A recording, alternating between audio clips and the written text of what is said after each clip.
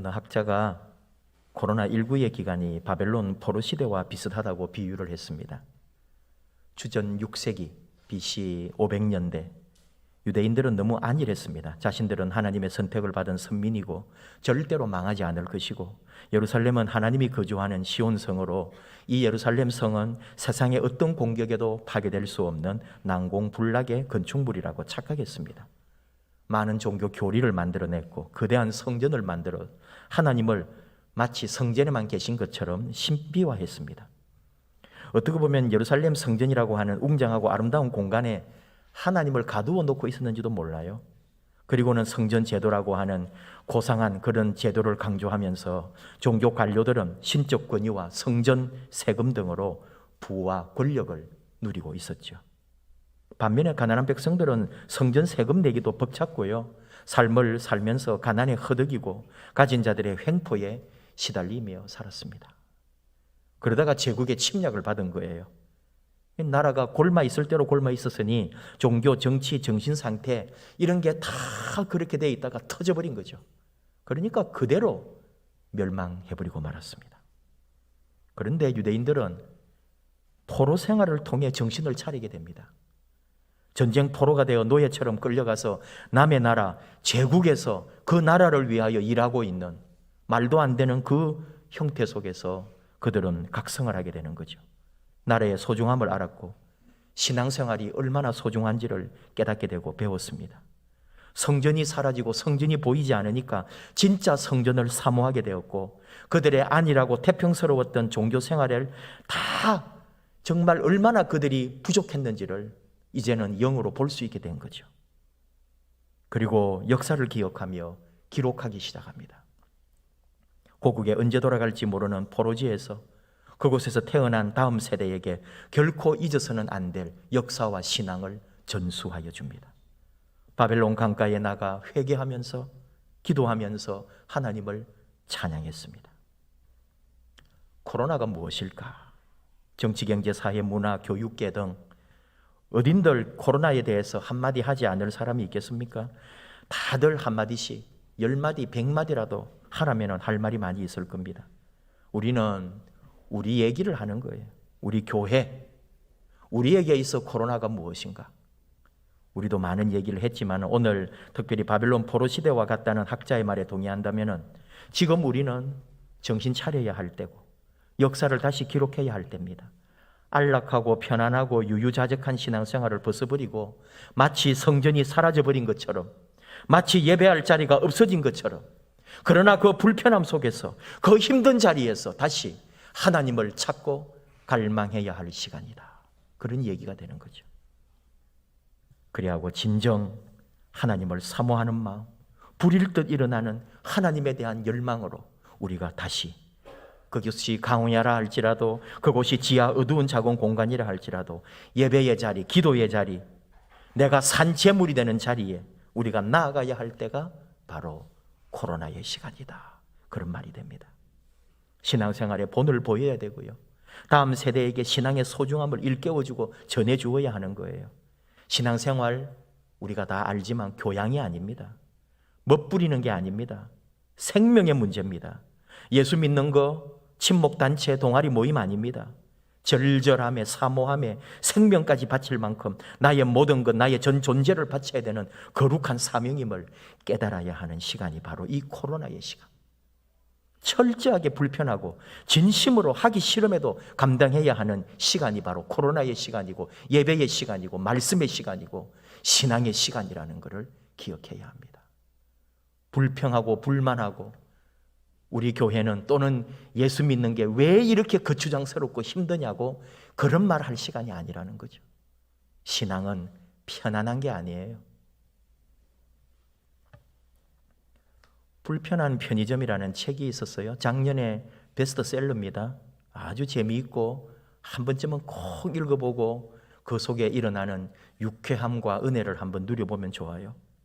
편의점이라는 게 편하려고 가는 게 편의점인데 편의점이 불편하다니 말이 돼요? 그런데 그 속에 놀라운 은혜가 있는 거예요. 위로가 있고 치유가 있고 살아야 되겠다는 소망이 일어나는 거예요. 불편한 자리에서 일어납니다. 편안하고 터져 있는 자리에서는 그런 은혜를 맛볼 수가 없죠. 우리는 너무 편안한 거 좋아합니다. 잘 먹고 잘 사는 거 아주 그냥 노래하죠. 앞으로 우리 세대들, 아니 다음 세대들 걱정이죠. 희생, 봉사, 섬김 이런 아름다운 가치를 자꾸 상실해 가고 있습니다. 유튜브에 이렇게 알고리즘이라 그래서 뭐 이렇게 뜨잖아요. 자꾸 내가 원하는 것도 아니고 내가 모르는 것인데도 이렇게 뭐가 딱 떴는데, 이번에 지난주에 보니까 공항의 직원들끼리 일어나는 그런 일들을 다룬 드라마더라고요. 전체는 저는 몰라요. 그냥 그 부분만 보고 이제 조금 했는데 한 4년 정도 뭐 전에 한 거 여러분 중에 이제 보신 분 있을 겁니다. 공항의 직원들끼리 막 이제 티격태격하고 손님들하고 공항 이용하는 고객들하고 막 다투고 뭐 이러면서 하는 그런 건데, 그 내용이 이제 딱 그 부분만 편집을 해 놓은 거예요. 그래 이걸 보고 제가 참 많은 생각을 했죠. 어떤 거냐 하면 어쨌든지 한 직원이 주인공이겠죠. 그 아가씨가 아주 자기 성격이 있고 고집도 있고 자기 주장이 확실해요. 그러니까 윗사람들이나 또는 다른 사람에게도 눌리지 않으려고 그러고, 심지어 손님이나 고객이 잘못하면 그 사람에게도 지적을 하는 사람인 거예요. 그러니까 자꾸 이제 윗사람에게 연락이 오게 되고, 이 직원 때문에 자꾸 이제 이 공항 안에 그 직원들이 괴로워지는 거죠. 높은 사람들이 힘들어지고 그런 얘기예요. 이번에도 이제 일이 하나 터진 게, 여자 화장실에서 어느 여자 고객이 그 캐리어에 있는 막 태그를 막 떼버리는 거예요. 그게 뭐냐면 나가면서 세관에 신고해야 될 건데 그거를 떼고 가는 거예요. 그래서 그러면 안 된다고 지적을 했더니 막 폭행을 하고 이 주인공, 여주인공에게. 그래서 싸움이 난 거죠. 근데 욕은 누가 듣겠어요? 이 직원이 욕 듣는 거예요. 그리고 그 아가씨는 국회의원 딸이에요. 그래가지고 뭐 다 어떻게 해버리겠다 그러고 막, 그러니까 이 사람 불려오고 저 사람 불려와가지고 같이 쭉 서가지고 사과하라고 막 이러고 있을 때 이 여직원이 뭐 어떻게 했는지 알아요? 제가 사과 받아야 되겠습니다. 자기가 뺨도 맞았고 잘못을 지적했고 바르게 잡으려고 하는 내가 왜 사과해야 되냐고 막 이렇게 한 거죠. 그러니까 또 위에 상관이 막 혼을 내고 너 지금 무슨 소리 하냐고 빨리 사과하라 그러고 막 이런 얘기예요. 그리고 이제 알고 보니까 이제 잘 됐어요. 어쨌든 좋게 됐어요. 그리고 이제 다 갚으리고 팀장하고 이 여직원만 남은 거, 이 주인공만. 어쨌든 시끄럽게 했고 무리를 일으켰으니까 마음이 좀 그렇겠죠. 그래서 팀장님, 저 때문에 곤란하셨다면 죄송합니다. 근데 팀장이 뭐라고 했는지 알아요? 옛날 같으면은 한마디 했을 텐데 오늘은 그 팀장이 이렇게 말하는 거예요. 팀장이라는 자리가 부하 직원 때문에 곤란하라고 있는 자리야. 팀원들 실수하고 사고 치는 거 경력으로 커버하라고 있는 거잖아. 그러니까 괜찮아. 그래도 그런 자리에서 용기 내서 당당하게 자기 목소리 내주니까 통쾌하더라. 잘했어. 그렇게 말해주는 거예요. 이게 진짜 여러분 선배 아닙니까? 이게 진짜 높은 사람 아닌가요? 이게 정말 어른 아닙니까? 팀장이라는 자리는 곤란하라고 있는 자리야. 이 말. 이게 팀장의 정신이 살아있는 거죠. 바꾸어 말할까요? 교회가 왜 있어요? 곤란하라고 있는 거죠. 불편하려고 있는 거죠. 왜? 세상을 위하여 일하고 세상을 섬기고 하나님의 일을 하려고 할 때 눈물 나고 아프고 힘들지만 그 자리가 필요하기 때문에 교회가 존재하는 거잖아요. 저는 그렇게 그 드라마를 읽었습니다. 오늘 하나님께서 세상을 살면서 자기 생명, 자기 이익에만 눈이 멀어서 인생 제대로 살지 못하는 사람을 보여주잖아요. 어떤 사람이 예수님께 부탁을 하러 왔어요. 선생님, 랍비요, 내 형에게 부모님 물려주신 유산 중에 좀 더 나한테 좀 오게 해주세요. 부모님이 유산을 좀 남겨줬겠죠. 근데 이 동생이 생각할 때 이 장남이 바다가 너무 많으니까 그거 좀 더 주면 될 텐데 형에게 말을 해도 안 통하는 거잖아요. 형은 뭐라 그러겠어요? 법대로 한다고. 네 그렇게 뭐 하면 법대로 해봐. 법대로 하면은 이게 맞는데요. 그러니까 이제 그래도 그 당시에 아마 예수님에 대한 이미지가 그 주변에 알려지고 어쩌면 그 형도 예수님을 알겠죠. 그러니까 예수님에게 랍비야.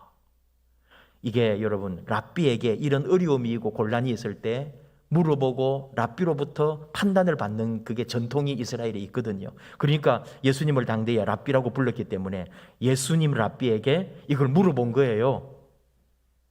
그러니까 예수님이 그 말을 듣고 그래? 나한테도 조금 떼줄 거 있냐 하고 찾아가서 형을 설득한 게 아니고 예수님이 비유를 들어서 지금 말씀하신 거죠. 한 부자가 있었다. 올해 농사가 너무 잘 됐다. 수확을 얼마나 많이 했는지 창고를 더 지어야 할 정도로 수확이 많아졌어요. 행복하죠. 이건 정말 여러분 내가 더 잘 돼가지고 뭔가를 더 확장하고 공사를 해야 된다면 이 행복한 고민인 거잖아요. 요즘 말로 하면 회사가 너무 잘 돌아가고 사업이 잘 됩니다. 우리 회사가 너무 잘 돼가지고 내게 성과급이 막 얼마나 왔어요. 이러다가 뭐 집 한 채 더 사야 되나?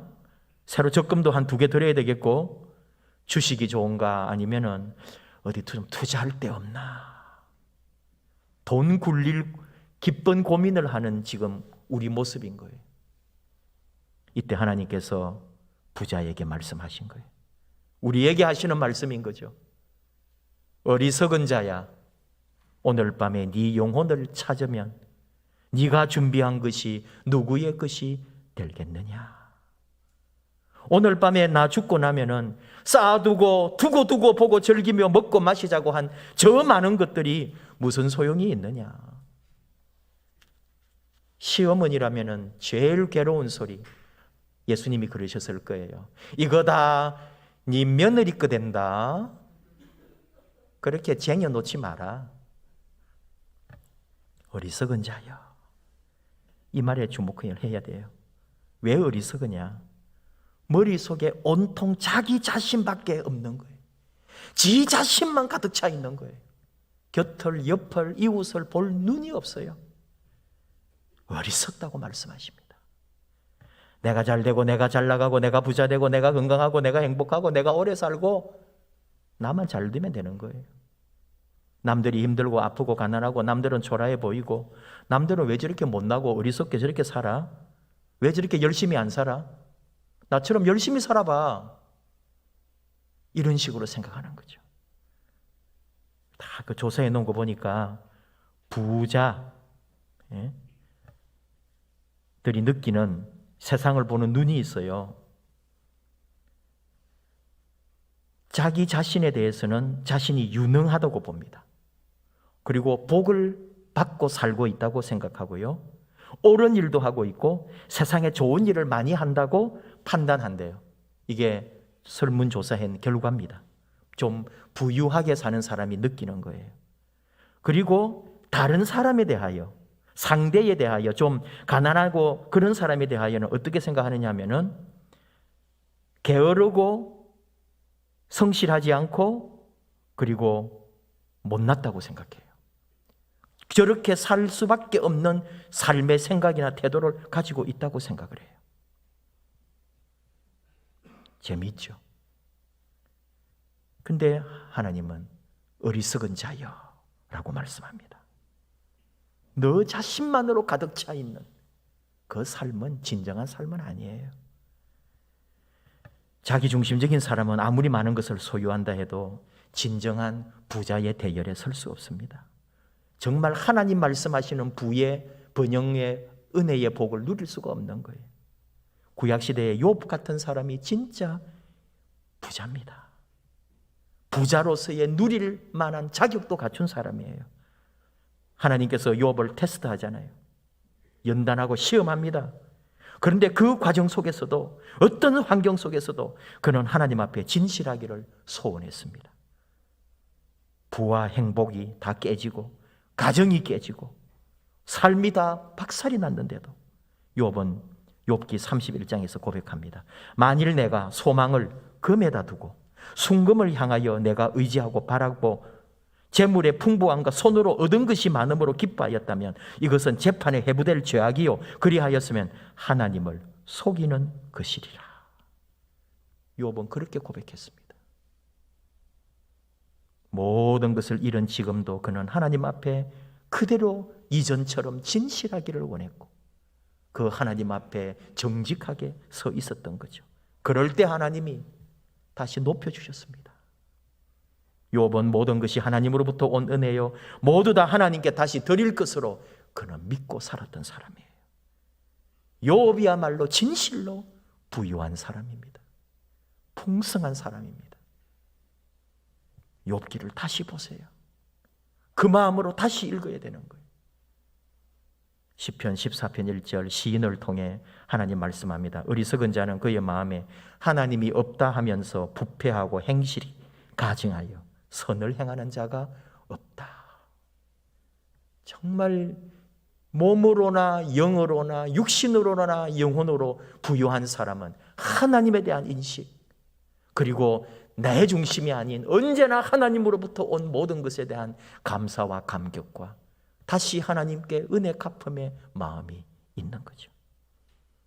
오늘 21절 예수님 말씀하는 것처럼 자기를 위하여 재물을 쌓아두고 하나님께 대하여 부여하지 못한 자가 이와 같다. 영혼을 잃어버리는 사람, 하나님이 거두시면 한순간에 사라질 존재가 영원히 먹고 누릴 것처럼 자기 것으로 가득 차 있을 때 어리석은 자라고. 자기를 위하여는 부유하면서 하나님께 대하여는 부유하지 못한 자, 어리석은 자.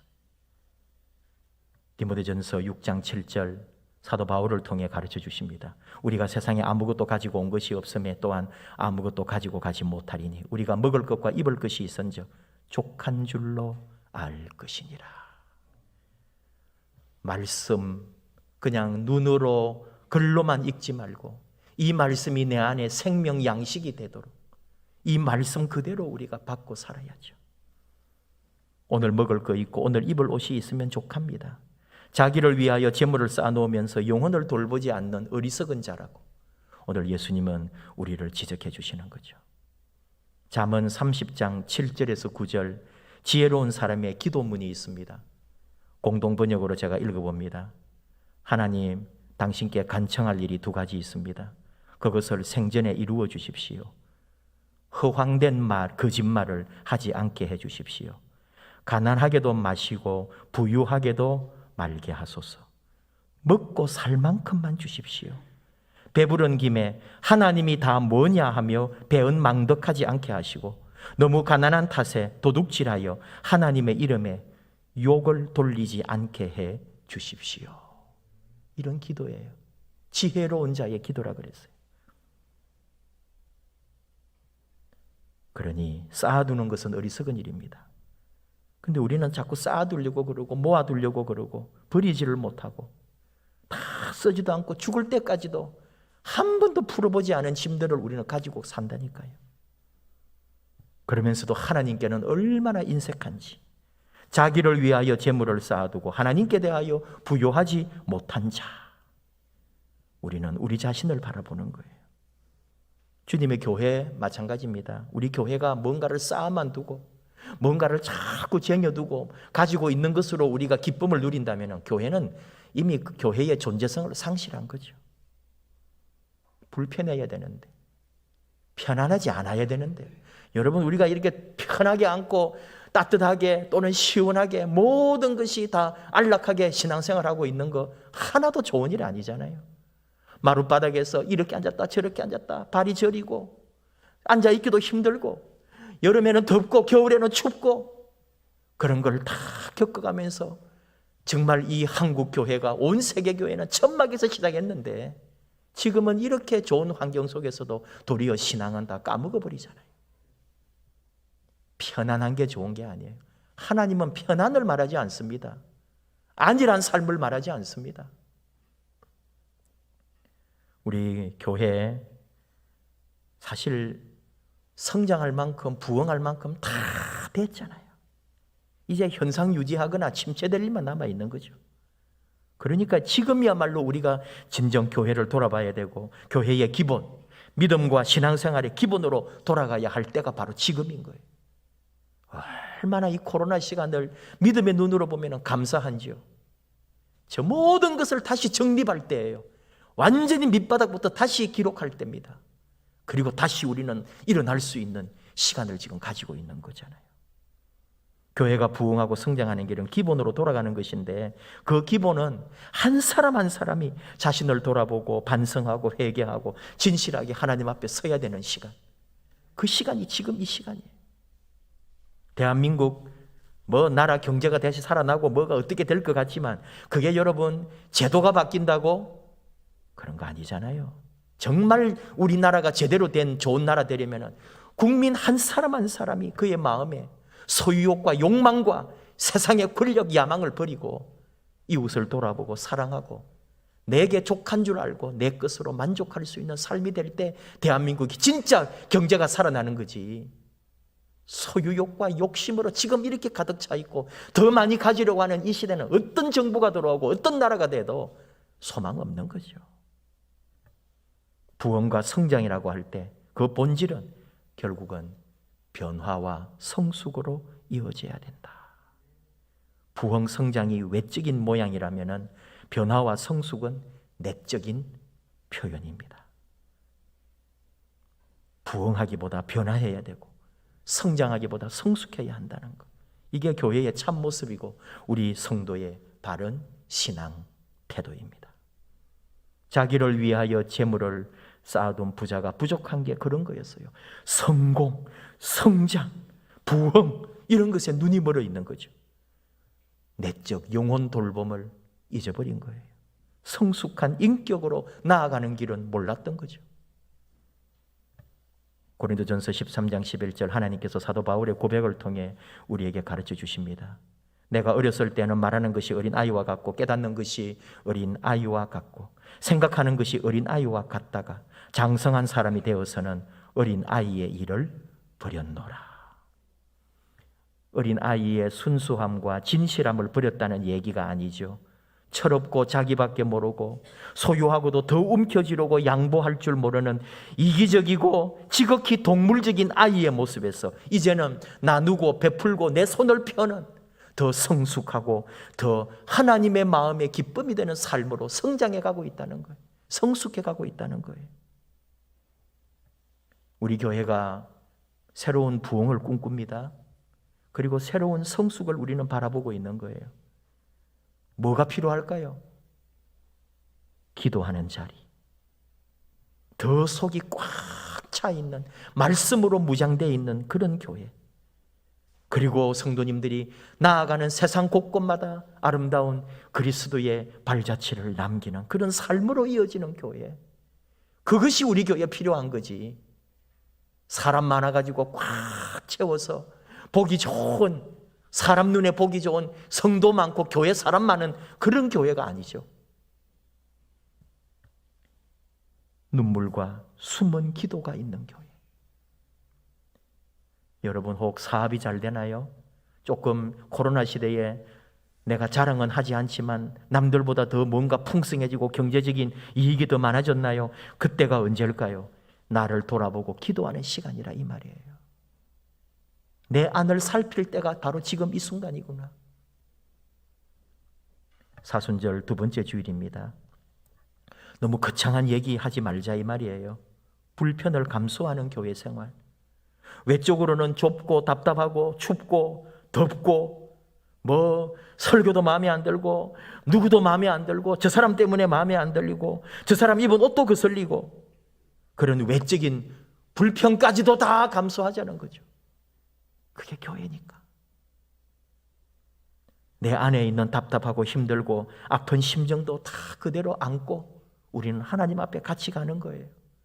불편해도 편안하지 않아도 아파도 힘들어도 그 속에 진리가 있기 때문에, 예수 십자가가 그런 것이기 때문에 금식을 하고 나를 쳐서 복종시키겠다고 사순절마다 반복되는 그런 일회성 행사하는 게 중요한 게 아니잖아요. 대신에 하나님의 물으심 앞에 우리가 나를 적나라하게 내놓는 거죠. 너는 평안을 원하냐? 편안하기를 원하냐?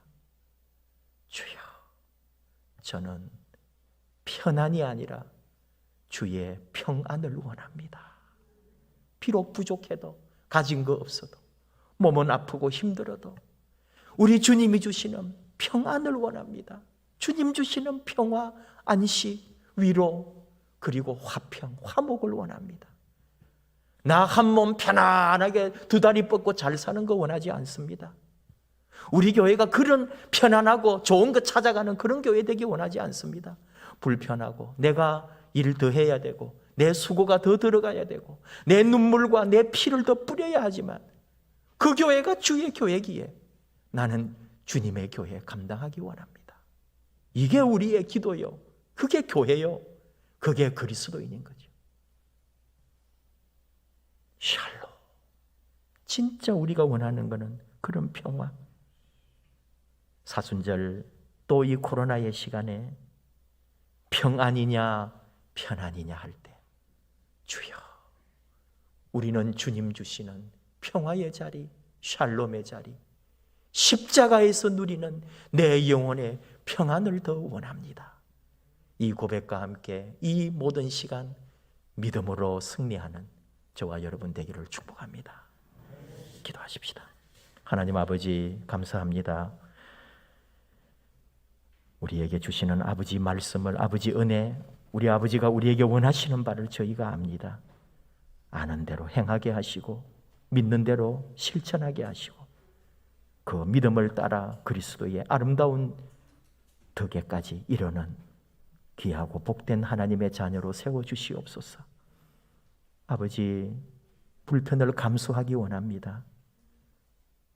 내 안에 힘들고 어려운 것조차도 우리 아버지 주시는 그 은혜 아래 다 받아들이고 오늘 내가 믿는 이 믿음의 길, 십자가의 길, 신앙의 생활이 많은 것이 불편하다 할지라도 우리 하나님의 뜻 앞에 순종하면서 온전히 아버지 뜻에 저희를 맡깁니다. 아버지 함께 하시고 주의 성령님이 동행해 주시고 주의 말씀이 우리의 생명 되시옵소서.